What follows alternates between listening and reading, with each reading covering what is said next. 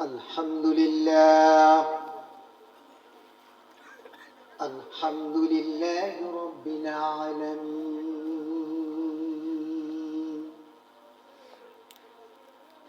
والعاقبة للمتقين والصلوات على رسوله محمد وعلى آله وأصحابه أجمعين। সকলে আমার সাথে সাথে বলেন আউযু বিল্লাহি মিনাশ শাইতানির রাজীম বিবারাকাতি বিসমিল্লাহির রাহমানির রাহিম কুল্লু নাফসিন যায়িকাতুল মাউত ক্বালা রাসূলুল্লাহ সাল্লাল্লাহু আলাইহি ওয়াসাল্লাম as-salatu miftahul jannah aw kama qala alaihi salatu wassalam innallaha wa malaikatahu yusalluna 'alan nabi ya ayyuhallazina amanu sallu 'alaihi wa sallimu taslima Allahumma salli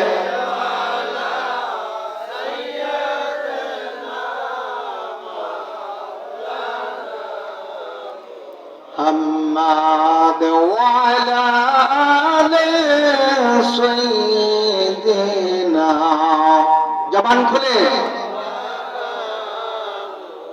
محمد आकियामत नौ फलक मेरा जो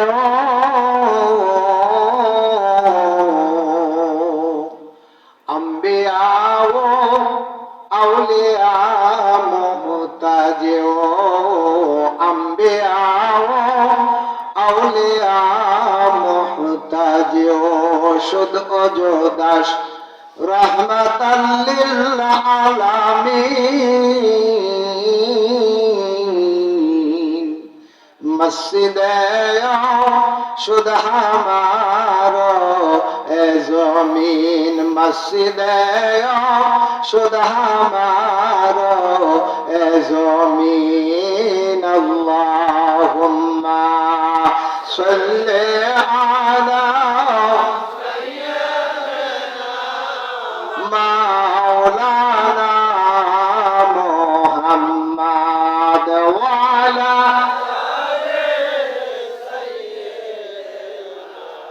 मौलाना मुहम्मद ला इलाहा ला इलाहा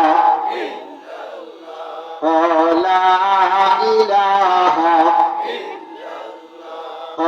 ला इलाहा ला इलाहा ला इलाहा इल्लल्लाहु मुहम्मदुर রাসূলুল্লাহ সাল্লাল্লাহু তাআলা আলাইহি ওয়াসাল্লাম। আম্মা বাদ, সকল প্রশংসা সেই মহিয়ান গরিয়ান খালিক মালিক রবের দরবারে যে মহান রব্বুল আলামিন আজকে এমন একটা রজনীতে কাউটেনগর উত্তরপাড়া সামাজিক গোরস্থানের উদ্যোগে আয়োজিত দ্বিতীয় বার্ষিক ওয়াজ মাহফিলের আমার অতি সম্মানিত শ্রদ্ধাভাজন সভাপতি, উপস্থিত আজকের এই ওয়াজ মাহফিলের যিনি প্রধান আকর্ষণ, প্রধান মেহমান, সুদূর নেত্রকোনা থেকে আগত আমার শ্রদ্ধাভাজন জনাব হযরত মাওলানা আল্লামা শহীদুল্লাহ পাঠান আল মুজাদ্দিদি সাহেব, যিনি বিটিভি ওয়ার্ল্ডের ধর্মীয় আলোচক, নিয়মিত ধর্মীয় আলোচক। আমার পূর্বে যিনি আলোচনা করলেন হযরত মাওলানা মফিজউদ্দিন সাহেব, ইমাম ও খতিব দরিহাটি তালুকপাড়া জামে মসজিদ, এবং প্রথমে যিনি আলোচনা করেছেন হযরত মাওলানা আব্দুর রাজ্জাক সাহেব, ইমাম ও খতিব কাউটেনগর পূর্বপাড়া জামে মসজিদ। উপস্থিত আমার সম্মুখে আমার পিতৃ সমতুল্য মুরব্বিয়ানে আজম, আমার সমবয়সী বন্ধুরা, কচিকাচা ছেলে মেয়েরা, পর্দার আড়ালে মা ও বোনেরা, সকলের প্রতি আমার আন্তরিক সালাম। হাউস এবং মহব্বতের সাথে সালামের জবাব দিবেন, আসসালামু আলাইকুম ওয়া রাহমাতুল্লাহি ওয়া বারাকাতুহু। সময় যেহেতু আমার কম, সময় মাত্র 15 থেকে 20 মিনিট, তো যেহেতু আমি কোরআনে কারিমা থেকে ছোট্ট একটা আয়াতে কারিমা তেলাওয়াত করেছি, কুল্লু নাফসিন যায়িকাতুল মাউত, জন্ম যার আছে মরণ তার হবে, কথা ঠিক কিনা? জন্মিলে মৃত্যুর পেয়ালার স্বাদ গ্রহণ করা লাগবে। এই যে কথা বলতেছি, একটু পরে কথা বলতে পারবো এরকম কোন ডকুমেন্ট আছে? আছে? আজকে মরলে কালকে কবর, কথা ঠিক কিনা? যে জায়গায় বসেছি এটা বিদেশের জমিনে আছি। পাসপোর্টের ভিসার ম্যাচ শেষ হলেই যে গুরুস্থানের উদ্যোগে আজকের আয়োজিত এই ওয়াজ মাহফিল, গত বছর যারা এই মাহফিলে যারা উপস্থিত ছিলেন, আমাদের মাঝে হয়তো আমাদের মাঝ থেকে অনেকেই কবর দেশের বাসিন্দা হয়ে গেছে। আপনারও আমারও যাইতে হবে, কারণ আসার সিরিয়াল আছে, যাওয়ার কোনো সিরিয়াল নাই। আজকে বললে কালকে 2 দিন। যে বাড়িতে যাবেন, যে আপন বাড়িতে যাইতে হবে, বাড়ির ঠিকানা হলো কবর। এই কবরে 4 জনে কাঁধে করে এমন গাড়িতে চড়তে হবে যে গাড়িতে জীবনে কোনোদিন চড়েন নাই, কারণ দুনিয়ার গাড়ির ড্রাইভার হলো একজন, কথা ঠিক কিনা? আর যে বাড়িতে আপনাকে শোয়াবে, যে গাড়িতে উঠবেন, ওই গাড়ির ড্রাইভার হলো 4 জন, কথা ঠিক কিনা? 4 জনে কাঁধে করে নিয়ে যখন কবরে রাখবে, দাফন কাফনের কাজ শেষ করে যখন 40 কদম কবরটা ছেড়ে দিবে বাবা, সঙ্গে সঙ্গে 2 জন ফেরেশতা এসে হাজির হয়ে প্রশ্ন করবে, মান রাব্বুকা, তোমার রব কে?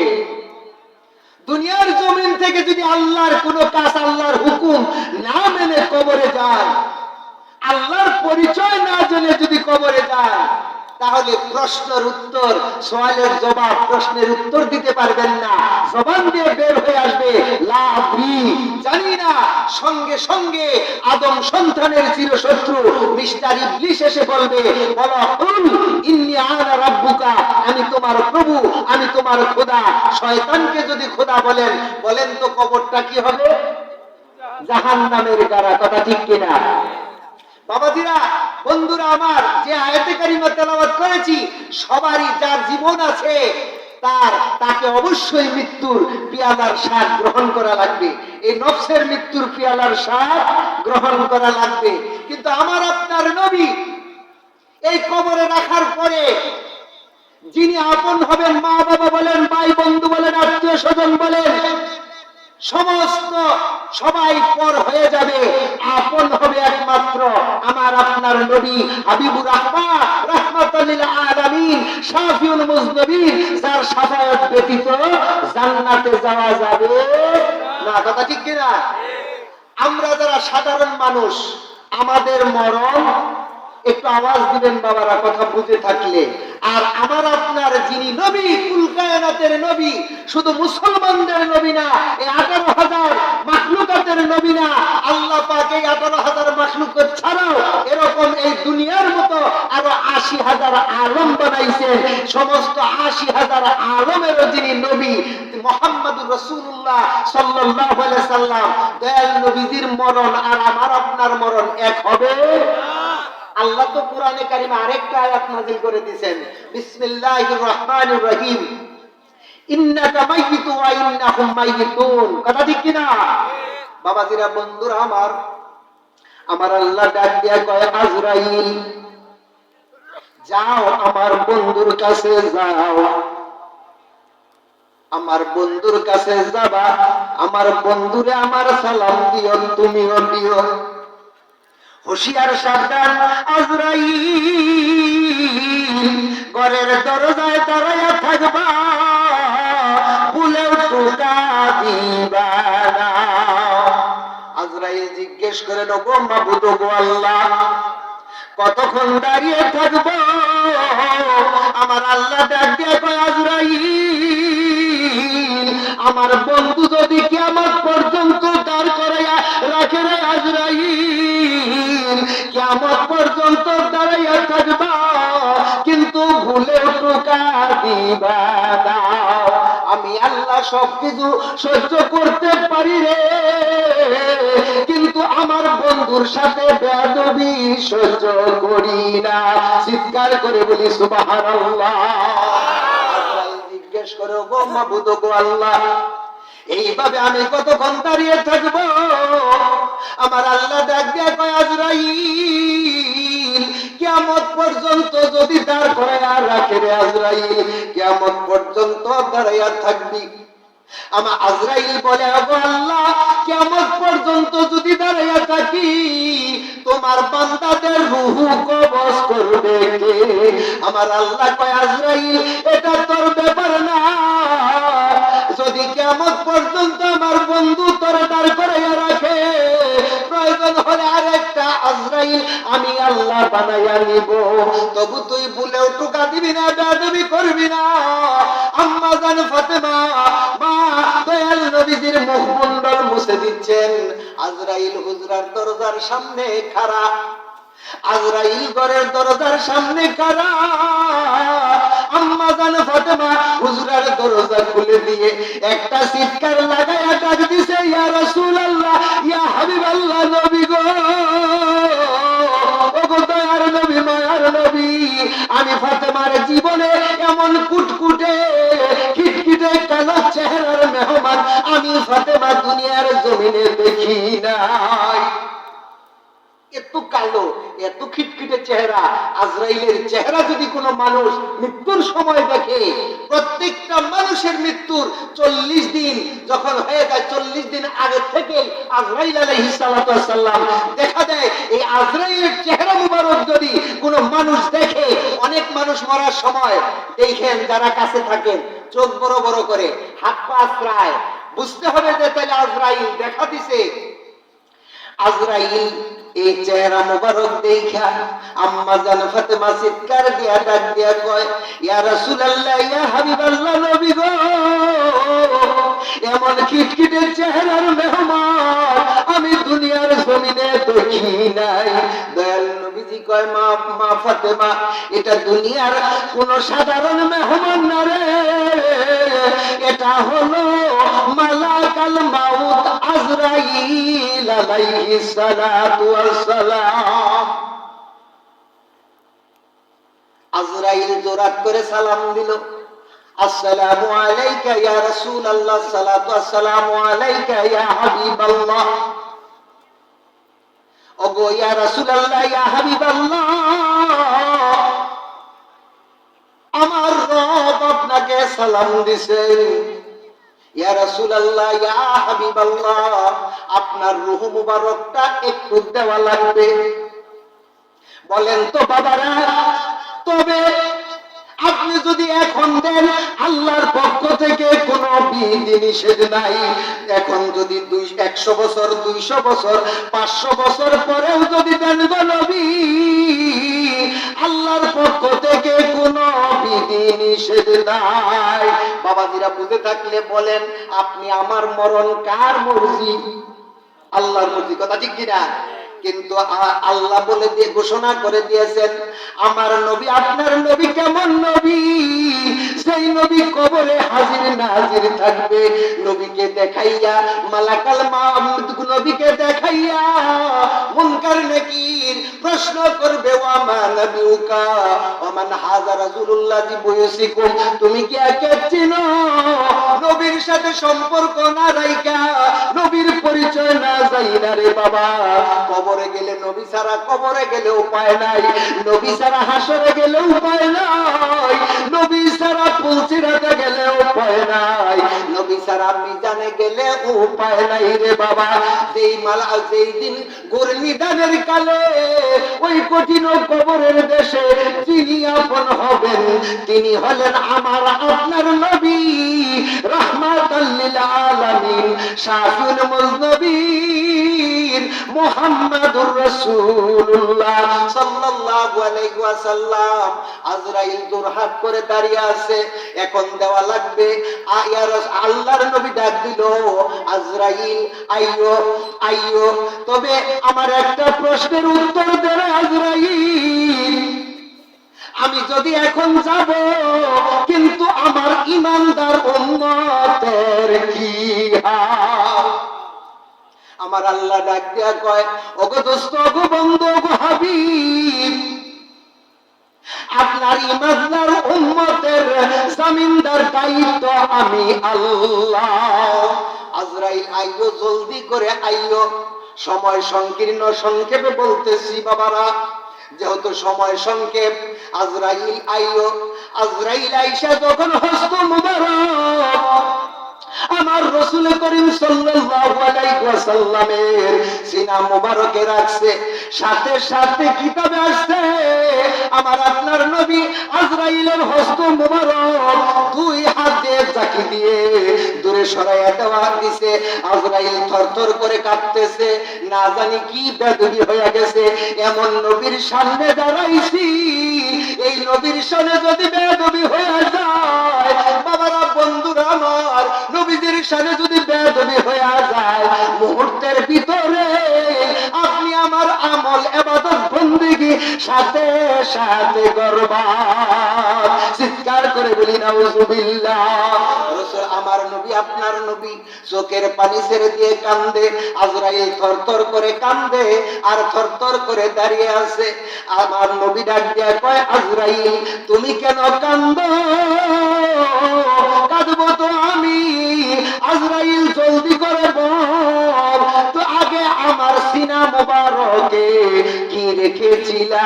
আজরাইল ডাক দিয়া কয়, ইয়া রাসূলুল্লাহ, ইয়া হাবিবাল্লাহ, নবী গো, আপনার সিনা মুবারকে আমার পবিত্র হস্ত মুবারক রেখেছিলাম।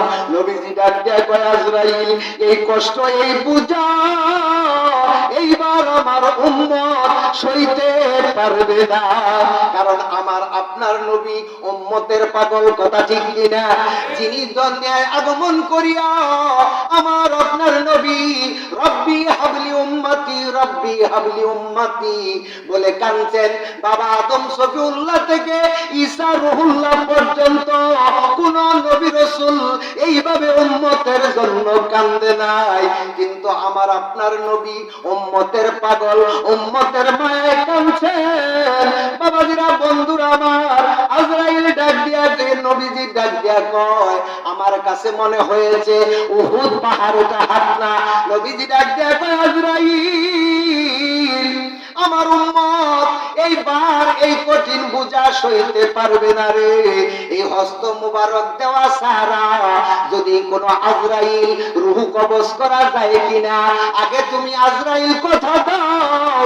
আমার ঈমানদার উম্মতের রূহ কবজ করার সময় আমার আশেক পাগল ঈমানদার উম্মতের সিনায় হস্ত মুবারক রাখবা না। আজরাইল তরতরি কাফের ডাক দিয়া কয়, ইয়া রাসূলুল্লাহ, ইয়া হাবিবাল্লাহ, নবী গো, হস্ত মুবারক ছাড়া দেওয়া ছাড়া যে রূহ কবজ করা যায় আমি আজরাইলের জানা নাই। আমার নবীজি ডাক দিয়া কয়, আজরাইল আইয়ো, হস্ত মুবারক দেওয়া ছাড়া রূহ কবজ করা যায় এটা আমি তোমারে শিখাইয়া দিব। একটু দরুদ পড়ে আল্লাহুম্মা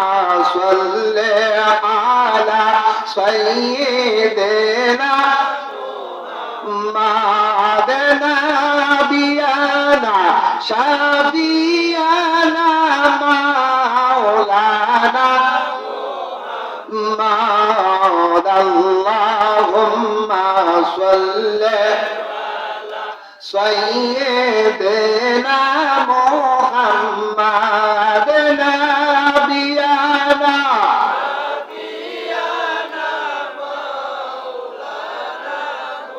محمد دن যে আমেনা বিবি দন যে তোমায় গো তোমারি দরে পয়দা নবী মুস্তাফায় গো আল্লাহুম্মা সাইয়্যিদানা নাবিয়ানা জবান খুলে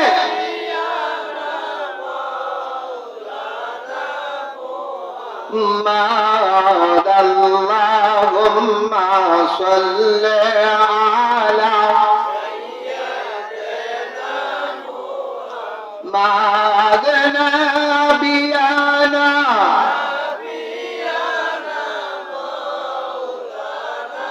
মোহাম্মদ কথা কোথায় রেখেছিলাম বাবা যে আজরাইল হস্ত মোবারক দেওয়া ছাড়াও রূহ কবজ করা যায় কিনা বাবা আজরাইল কয় এটা আমার জানা নাই আল্লাহর নবী ডাক দেয়া কয় আইয়ো হস্ত মোবারক দেওয়া ছাড়াও ইমানদার উম্মতের ইমানদার বান্দার রূহ কবজ করা যায় কারণ উম্মত যখন ইমানদার উম্মতের কাছে যাইবা আজরাইল আমি মুহাম্মদের নাম আমি নবীজির নাম মুবারক মুহাম্মদ তোমার ডান হাতের তালুতে লেখা যখন ইমানদার উম্মতের সম্মুখে যখন হস্ত মুবারকটা রাখবা আমার উম্মত আমার পাগল আমি নবী উম্মতের পাগল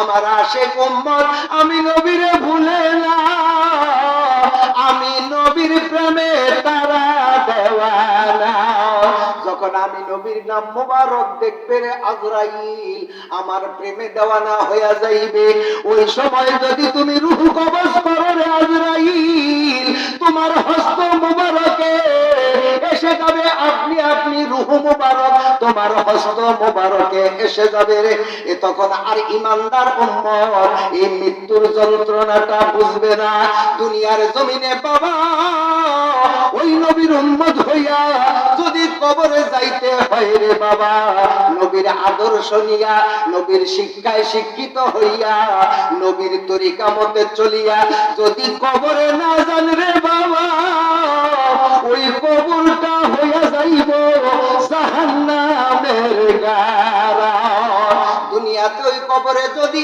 আরাম পাইতে চান কবরের আযাব থেকে যদি রেহাই পাইতে চান রে বাবা তাহলে নবীর দেওয়া শিক্ষা নবীর সুন্নতের পায়রবি করতে হবে আল্লাহর হুকুম পাঁচ ওয়াক্ত নামাজ আদায় করতে হবে নবীর সুন্নতের পায়রবি করতে হবে নবীর সুন্নতের পায়রবি ছাড়া দুনিয়ার জমিনে কোনো আমল যদি না করতে পারেন রে বাবা আমল ছাড়া কবরে গেলে কবর কাউকে ছাড় দিবে না কবর কাউকে ছাড় দিবে না বাবাজিরা বন্ধুরা আমার নবীজির আমাদের আপনি আমার ভিতরে আল্লাহ পাক রূহ দিছে 5টা কিন্তু দয়াল নবীজি আল্লাহর নবীর ভিতরে আল্লাহ পাক রূহ দিছে 7টা দয়াল নবীজির একটা রূহ মুবারকের নাম হলো রূহে সুলতানিয়া আজরাইল গেল আজরাইল যাওয়ার পরে দয়াল নবীজিকে বললেন আপনার রূহ মুবারকটা একটু দেওয়া লাগবে সংক্ষেপ করে নিয়ে আসলাম বাবারা সময় কম কারণ হলো রূহ মুবারকটা একটু দেওয়া লাগবে দয়াল নবীজির রূহে সুলতানিয়াতটা আপনি আজরাইল আলাইহিস সালাতু ওয়াস সালামের হস্ত মুবারকে আসার পরে আজরাইল গেরে যাচ্ছে আদম নবী আদম সফিউল্লাহ থেকে ঈসা রূহুল্লাহ পর্যন্ত যত নবী রাসূলের বান্দাদের রূহ কবজ করেছেন আজরাইল, যত বান্দার রূহ কবজ করেছেন আজরাইল। আজরাইল ডাক দেয়, কয় গো আল্লাহ, উদনে আমি কেড়ে যাচ্ছি, এত রূহ কবজ করেছি আমি, এরকম জমিনে গেড়ে যাই নাই গো আল্লাহ। কিন্তু আপনার হাবিবের, আপনার বন্ধু, আপনার নবীর রূহ মুবারক এত পুত পবিত্র, আমি তো আর ঠিক থাকতে পারতেছি না। বাবাজিরা, বন্ধুরা আমার, বিজ্ঞান প্রমাণ করেছে এই চোখের পলক এক সেকেন্ডে 7 পলক, 7 বার পলক দেওয়া যায়। এই 7 পলকের এক পলকের 4 ভগ্নাংশের সময়ে, 1 ভগ্নাংশের সময়ে আজরাইল দয়াল নবীজির রূহ মুবারক নিয়া ইল্লিনে গেছে, সিজ্জিনে গেছে, বেহেশত মুবারক ঘুরছে, 7 জমিন ঘুরছে, 7 আসমান ঘুরছে, মক্কা মদিনা ঘুরেছে, কোথাও জায়গা পায় না। আজরাইল ডাক দিয়া কয়, গো মাবুদ, আমি আর সহ্য করতে পারছি না, আমি কিন্তু তোমার গোপন কথা বলে দিব। আল্লাহ কি জানে কি জানে না বলেন তো? জানে না? জানে। তারপরে আল্লাহ জিজ্ঞেস করলেন, ওগো আজরাইল, জলদি করে বল, কে জলদি করে বলো কোথায়? আজরাইল ডাক দেয়া কয়, ওগো আল্লাহ, ওগো মাবুদ, তোমার হাবিবের, তোমার দোস্তের রূহ মুবারক রাখার একমাত্র জায়গা হলো তোমার হাবিবের দেহ মুবারক। এই চোখের এক পলকের 4 ভগ্নাংশের সময়ে নিচে আজরাইল আবার দিছে। এই জন্যে বাবারা, বন্ধুরা আমার, সারা পৃথিবীর আহলে সুন্নাত ওয়াল জামাতের আকীদা হলো আমার আপনার নবী হায়াতুন নবী, জিন্দা নবী। হাদিস শরীফে বর্ণনা এসেছে, কোন আশিক উম্মত দুনিয়ার যে কোন প্রান্ত থেকে যদি দয়াল নবীজিকে সালাম দেয়, আমার নবীজি ঘোষণা করেছেন, ওই সালামের উত্তর, ওই সালামের আওয়াজ আমার আপনার নবী নিজ কানে শুনতে পায়। চিৎকার করে বলি সুবহানাল্লাহ। ওই নবী পাওয়ার দরকার আছে কি নাই? বাবাজিরা, বন্ধুরা আমার, বলেছিলাম এই জন্য আল্লাহ বলেছে, বিসমিল্লাহির রহমানির রহিম, ইন্নাকা মাইয়িতু ওয়া ইন্নাহুম মাইয়িতুন। আরেকটা আয়াত, সবাই মরছে, বাবা মরণের স্বাদ গ্রহণ করছে, নবীও করেছে। কারণ হলো, যদি এই মৃত্যুর পেয়ালার স্বাদ রসুল গ্রহণ না করতো রে বাবা, তাহলে আল্লাহ মৃত্যু হয়ে যাইতো। আল্লাহর কুলকে ঠিক রাখতে, আল্লাহর কথাকে ঠিক রাখতে আল্লাহর হাবিবের মৃত্যুর পেয়ালার স্বাদ গ্রহণ করাইছে। ওই নবীকে আমরা চাই কি চাই না বাবা? ওই নবীরে চাইলে, ওই নবীর ইশক, ওই নবীর মহব্বত নিয়া যদি কবরে যাইতে পারেন, তাহলে বাবা কবরের আযাব থেকে এহসান পাবেন, নসেদ এহসানই পাবেন না। ওই নবীকে পাইতে হলে নবীর আদর্শ, নবীর তরিকা মতো চলতে হবে। বাবাজিরা, বন্ধুরা আমার, নামাজকে বাদ দিলে, এক ওয়াক্ত নামাজ যদি বিনা কারণে কোন বান্দা, কোন মানুষ যদি ছেড়ে দেয় বাবা, তাহলে 80 হোক বা দুজকের আগুনে পড়তে হবে। ওই নামাজকে আমরা পড়তে চাই কি চাই না? হুজুর আসতেছে?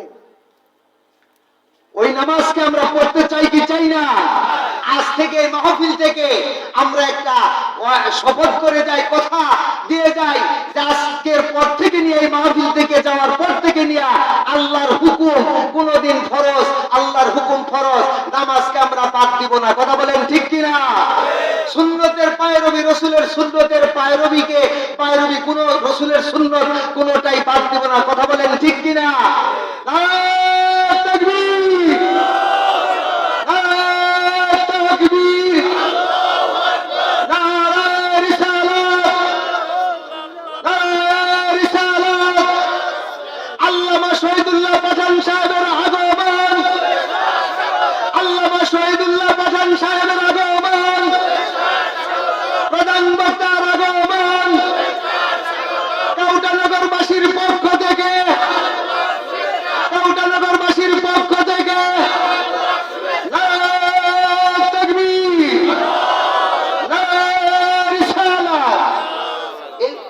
সময়ের ভিতরে আমার এলোপাথারি কথা, আমার আলোচনা, আমার কথাবার্তায় যদি কোনো ভুল বেদবি হয়ে থাকে, ভুল হলে জানালে সংশোধন করার চেষ্টা করব।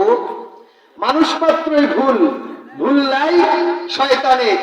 কাজে আমার কথাবার্তায়, আচার আচরণে যদি কেউ মনে কষ্ট পেয়ে থাকে, আমি সকলের কাছেই ক্ষমা চাই, আল্লাহ পাকের নিকট ক্ষমা চাই। আমি আপনাদের জন্য দোয়া করি, আপনারা আমার জন্য দোয়া করবেন। এই বলে আপনাদের কাছ থেকে বিদায় নিচ্ছি। ওয়া মা আলাইনা ইল্লাল বালাগ। আসসালামু আলাইকুম ওয়া রাহমাতুল্লাহি ওয়া বারাকাতুহু।